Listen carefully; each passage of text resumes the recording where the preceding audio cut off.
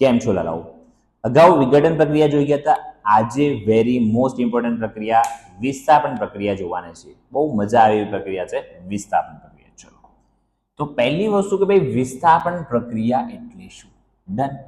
હા, તો લાલા સૌથી પહેલા તો તારે પેલો કાશી વાળો વિડીયો જોવો પડશે આના માટે. યાદ કર, કાશી નાટકા માલી, આલू जरा फीका पकाता है, कौन है आगे आओ. લાલો કાશી ગયો હતો ને, એ લાલો કાશી ગયો તો એ વિડીયો જોઈ લેજે તો જ આમાં ખબર પડશે, નહીતર ખબર નહીં પડે. અગેન બરાબર, બધી વસ્તુ અગત્યની છે. તો વિસ્થાપન પ્રક્રિયા એટલે શું? તો પહેલા હું છે ને સમીકરણ સમજાવું. જો માની લો કે મારી પાસે કોપર સલ્ફેટનું દ્રાવણ છે. કોપર સલ્ફેટનું દ્રાવણ છે. કોપર સલ્ફેટનું દ્રાવણ છે. એની અંદર હું આયન નાખી દઉં છું, લોખંડની ખીલી નાખી દીધી, સમજી લે ને, આયન. તો શું થશે ખબર? એ આ લોખંડ છે ને, આયન, એ કોપર કરતા વધુ સક્રિય છે. કોપર કરતા કેવું છે? વધુ સક્રિય છે. એટલે કોપરનું વિસ્થાપન કરશે. એના જ સંયોજનમાંથી કોપરને બહાર ભગાડી દેશે. ટૂંકમાં આ જે આયન છે ને, એ કોપર કરતા વધુ તાકાતવર છે.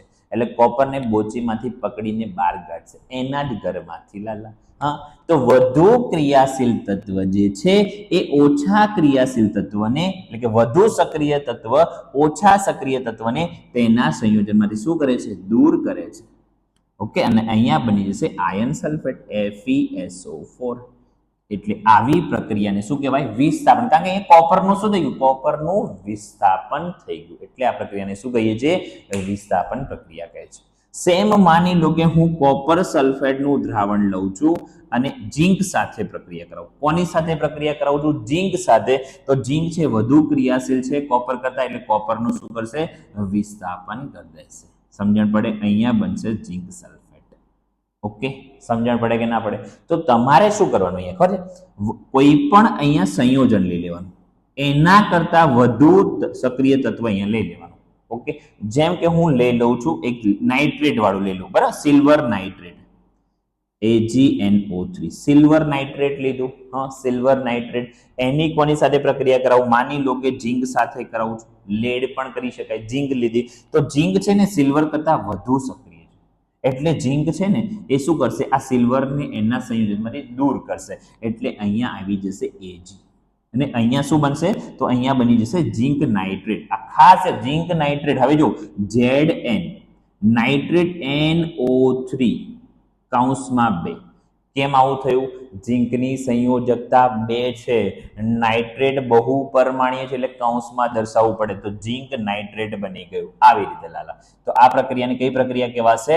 વિસ્થાપન પ્રક્રિયા. કઈ પ્રક્રિયા કહેવાશે? વિસ્થાપન. જેની અંદર શું થઈ રહ્યું છે?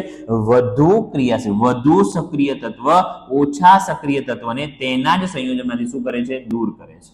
તો વ્યાખ્યા શું બનશે? જો કે જે રાસાયણિક પ્રક્રિયામાં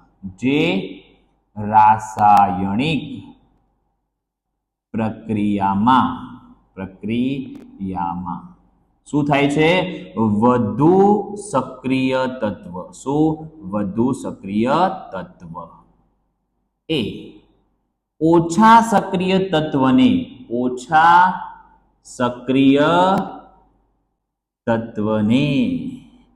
બોચીમાંથી પકડે છે. શું કરે છે? બોચને બહાર લઈ જાય છે. લાલા, ઓછા સક્રિય તત્વને તેના જ સંયોજનમાંથી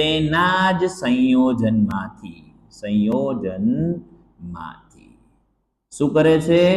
દૂર કરે છે. તેવી પ્રક્રિયાને દૂર કરે છે. તેવી પ્રક્રિયાને શું કહેવામાં આવે છે? તેવી પ્રક્રિયાને વિસ્થાપન પ્રક્રિયા કહે છે. તેવી પ્રક્રિયાને શું કહેવામાં આવે છે? વિસ્થાપન પ્રક્રિયા કહે છે. વિસ્થાપન પ્રક્રિયા કહે છે. એકદમ સિમ્પલ યાર. હા, વિસ્થાપન પ્રક્રિયા આવે એટલે સમજે કે વધુ સક્રિય તત્વ શું કરશે? ઓછા સક્રિય તત્વને તેના જ સંયોજનમાંથી દૂર કરશે. આ પ્રક્રિયાને કઈ પ્રક્રિયા કહેવાય? વિસ્થાપન પ્રક્રિયા કહેવાય. ઉદાહરણ યાદ રાખજો. જો કોપર સલ્ફેટ લઈ લો, બસ કોપર સલ્ફેટમાં કોપર કરતા કોઈ પણ વધુ સક્રિય ધાતુ લઈ લેવાની. હું એક કેલ્શિયમ પણ લઈ શકું છું, મેગ્નેશિયમ પણ લઈ શકું છું. બીજું એક ઉદાહરણ જો, માની લો કે મેં સિલ્વર ક્લોરાઇડ લીધું, આ AgCl સિલ્વર ક્લોરાઇડ લીધું. હવે સિલ્વર ક્લોરાઇડ ની અહીંયા હું માની લો કે કોઈ પણ કેલ્શિયમ લઈ લઉં, મેગ્નેશિયમ લઈ લઉં, કોઈ પણ લઈ લઉં. ઓકે, તો શું થશે? આને દૂર જ કરશે, તો Ag દૂર થઈ જશે. કોણ દૂર થશે? Ag. અને બનશે શું? Calcium chloride, CaCl2. Calcium chloride અને આ Ag શું થઈ ગયું? દૂર થઈ ગયું.